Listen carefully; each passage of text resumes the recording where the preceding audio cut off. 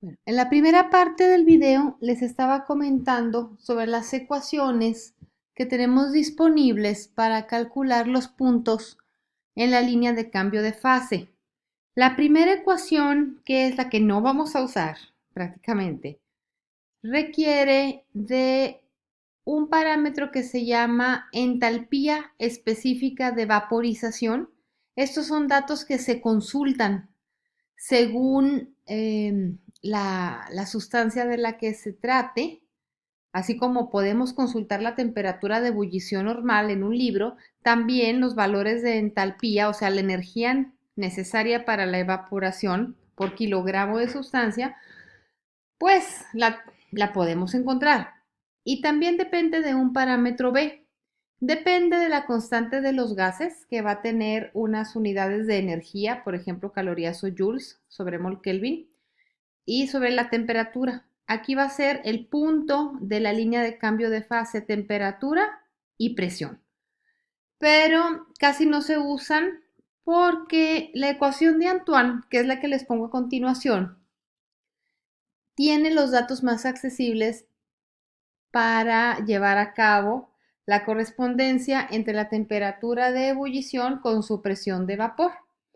Ok, los parámetros A, B y C se consiguen en una tabla de Antoine y lo importante es saber leer las unidades en este caso.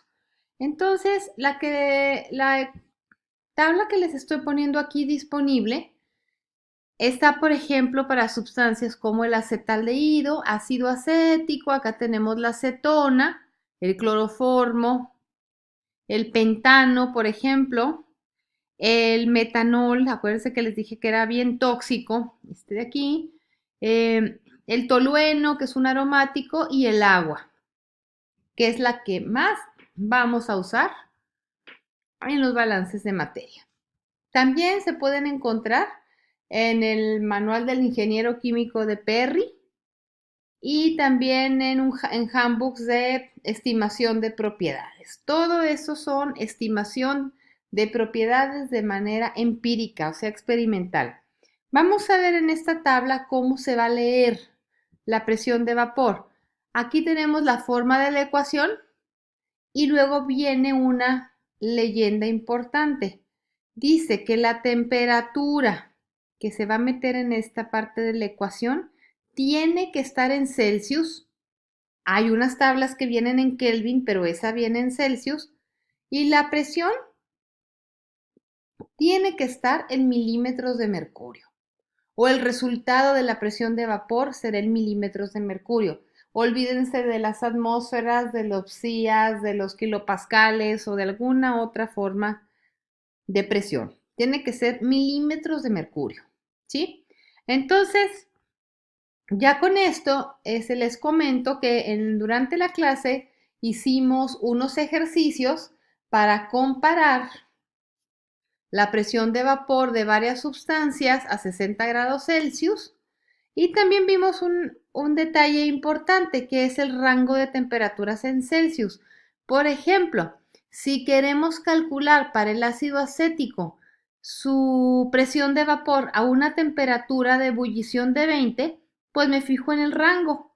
Como 20 sí está entre 0 y 36, lo puedo usar sin ningún problema. Pero conforme me salga de este rango, el resultado va a ser menos preciso. Por ejemplo, también vamos a ver el benceno, que aquí no viene ninguna restricción, en algunas otras tablas sí las trae, pero hay que fijarnos siempre para poder utilizar estos tres coeficientes con confianza.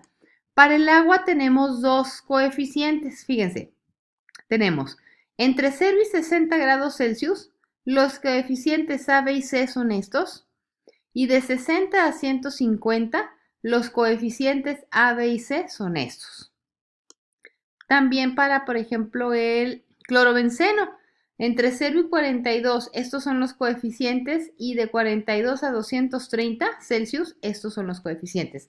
Entonces hay que voltear a ver la restricción que tenemos del rango de temperatura en donde queremos calcular nosotros nuestra presión de vapor para ver si es ese.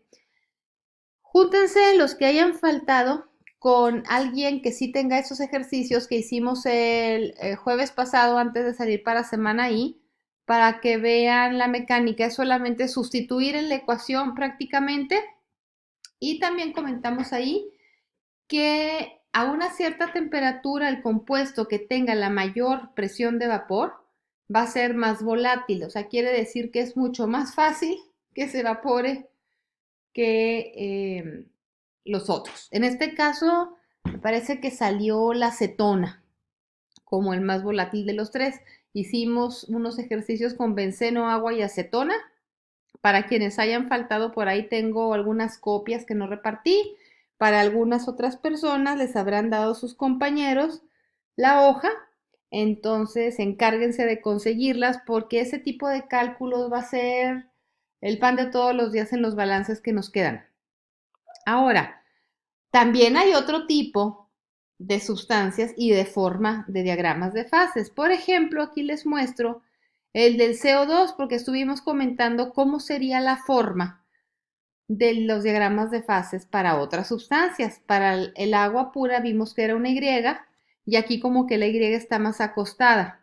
Entonces nosotros podemos ver, por ejemplo, que a 250 Kelvin, hay que leer acá, Kelvin, a bajas presiones, fíjense, entre 0.1 y 1 megapascales, ojo con las unidades, podemos tener un gas, pero si seguimos aumentando la presión, pasamos por la fase líquida a 250 Kelvin, y si seguimos aumentando, seguimos a una fase líquida más densa hasta que nos vamos a una presión de 1000 megapascales a tener CO2 sólido. Entonces, fíjense cómo a una sola temperatura, en función de la presión, podemos irnos a las tres fases. En el caso del CO2.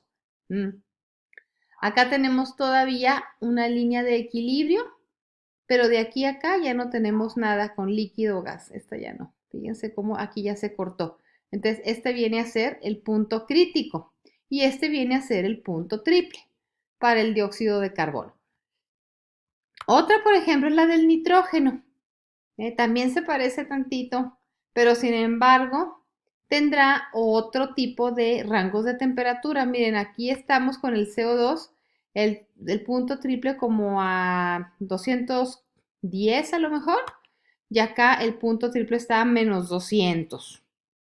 Y la presión en megapascales en 0.0 megapascales, para que vean también de qué escalas de temperatura y de presión estamos usando, pero esos los encontré para complementarles la clase.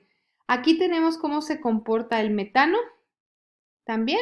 Aquí la presión está en atmósferas y la temperatura está en Celsius. Aquí la presión está en megapascales, entonces aguas con eso. ¿Y qué eventos tenemos de aquí a que se termine el semestre? Muchachos, tenemos una clase de saturación y humedad donde vamos a ver cómo se comportan los sistemas aire-agua, que es como por ejemplo cuando vemos que el clima está muy húmedo y cuando está más seco. Ejemplo de esto es Torreón y Monterrey, que decimos la humedad es mucha o la humedad es poca en caso de Torreón. Vamos a tener un quiz 7 que va a ser saliendo de semana I sobre las tareas 4 y 5 que ya les publiqué la solución.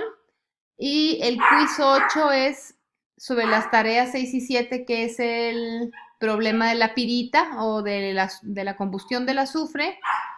Y el quiz 9 va a ser de Antoine, o sea, de esta clase. Y el quiz 10, que sería nuestro último, serían los sistemas multifases. Para acordar las fechas se las estaría recordando por anuncio. La tarea 8 va a ser la calificación que tengan en su anteproyecto, que ya me los entregó la maestra Celina Maeda. Entonces, depende cómo hayan trabajado también ahí, el anteproyecto, la bitácora que me tengan que entregar también. Pero para la tarea 8 es el anteproyecto, la tarea 9 será sobre sistemas multifases y la tarea 10 será integradora con sistemas multifases, donde ya se ve todo. ¿Sí? Y para el último día de clases les voy a encargar el proyecto final, ya todo con los balances de materia de lo que hicieron, el producto que hicieron y Disculpen a mi perro, por favor. O sea, está que quiere jugar y no lo estoy pelando. Pero bueno. Y les dije, el producto que hicieron, el reporte final y la bitácora, ¿ok? Que formará parte, como se les dijo, del 20% de la calificación del examen final. Con esto, me despido de ustedes y los veo el lunes regresando de semana ahí. Muchas gracias.